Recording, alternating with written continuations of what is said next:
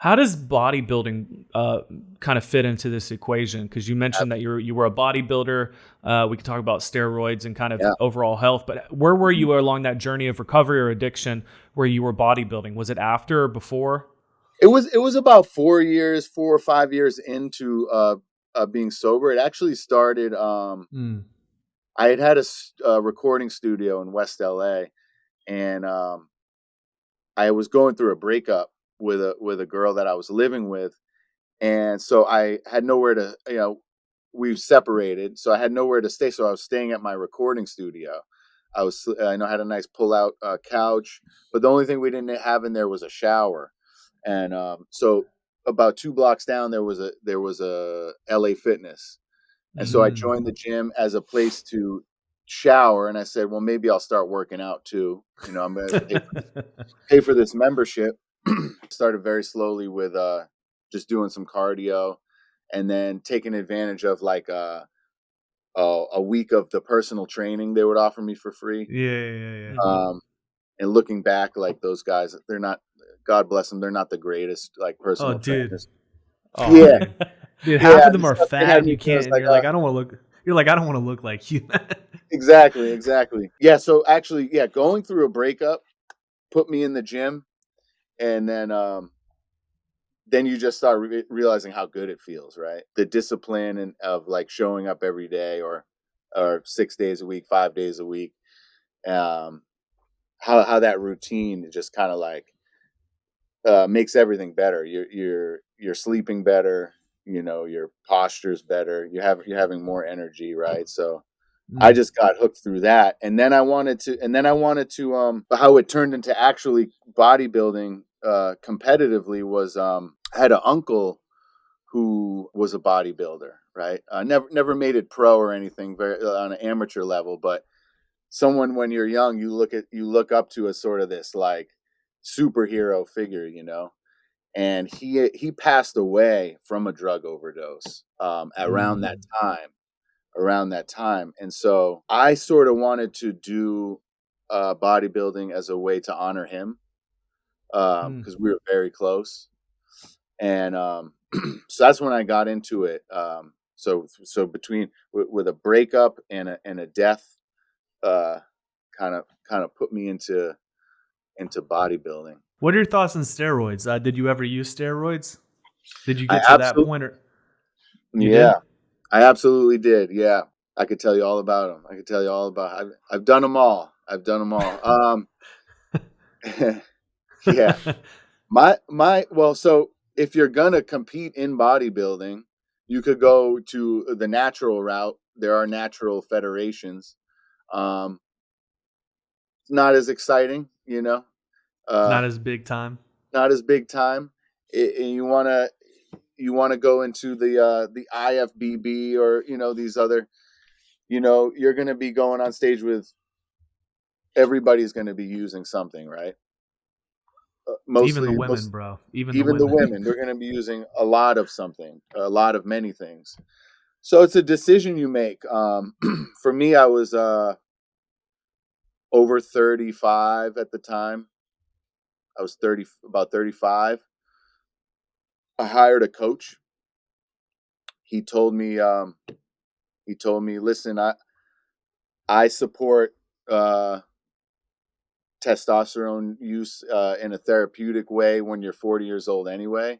So it's a decision you're going to make. Um, if you want to compete, I can tell you what to use and how to use it safely. And after that, depending on how long you do it, you're probably going to, need to remain on some sort of testosterone, because your natural levels won't bounce back. And so that was a choice I decided to go with. And I can say there's a lot of misinformation out there of what's going to happen to you when you use steroids. Let's get into this. Let's get it. Let's talk about I it. need to be educated, my friend, because Yeah, I have some ask friends me. that have used steroids, but What's that? I've Yeah, had some friends that have used it, but I've never yeah. used it myself. But they give me mixed reviews, so I need to hear the truth, my friend. Well, first of all, it's going to be different for everybody. I think for whatever reason, I didn't have a lot of side effects. in the way that people tell you, you're going to get acne or you're going to grow man boobs. None of that happened for me, and I know it can happen for some people. But if you're working with a professional, they'll be able to combat those side effects easily. It doesn't make you. They talk about roid rage. Yeah. I think the people who really get roid rage were already assholes to begin with. Like, I don't think, you know what I mean? It's like they already, and maybe that just amplifies it a little bit. It reveals who you really are. But I heard Trent gives you roid rage. Is that true? That'd be the one. I've done it. Yeah, that'd be the one for sure. That had the most side effects, like with your mood. But again, if you're not a rageful person, Yeah, you can handle it. It's nothing crazy. That's just for me. So you kind of have it's dependent on the person. You're not really recommending it or No. telling people a warning about it. You're just kind of saying, hey, it's kind of dependent on the person. Not some people benefit from it. Some people will have negative effects. You kind of have to experience that for yourself. So consult with your professional physician. Oh, for sure. No, I definitely don't recommend it. I definitely am not out here recommending any of this stuff. Yeah. But I will say, you do actually, if you do it with a professional, with the help of a professional, you actually learn how to be more conscious of your health, right? Because you're taking these things, you need to then supplement with a lot of vitamins, a lot of other supplements that take care of your health, your heart health, your liver health, your kidney health, right? All that stuff, mental, like different. So you're checking your blood more often. You're getting blood work in between shows or cycles, right? To make sure everything's okay. If things aren't good, your coach shouldn't tell you to push on. Yeah. They should address the problem. What's the most common misconception with steroids? I've heard this before. I don't know if this is the most common, that it makes your dick small. Is this I've always heard that wondered that. testosterone though makes it to where you can't have children until you get off of it. Is that true? You can stay on and take some like HCG or Okay. Yeah. It stimulates like the balls. Stimulates the balls stimulates again. But I mean, it does. It can shut you down in that way, and then you'll have to get off and work on your fertility with some other medicines again. So yeah. What's your craziest bodybuilding experience or moment that you've had? Craziest bodybuilding experience? Like you ever have a barbell, almost cut your neck off? Did ever what? Have you ever had like a barbell almost chop your head off or something? No, I think just some of the training sessions and some of the weight I ended up moving, and the definitely with using the PEDs, you're not feeling the pain. You're recovering really good. That's mainly what it's doing, is boosting your recovery. So like squatting 5 plates 10 times, and then just trying anything close to that now, without the assistance of performance enhancing drugs is I would never, how was that even enjoyable? Yeah. And that's not even people do way more than that, but that was good for my height and weight for sure. I mean, 495, bro, squatting 10 times is nothing to frown at. What was the most you... That's on my Instagram. We can link that maybe at some point.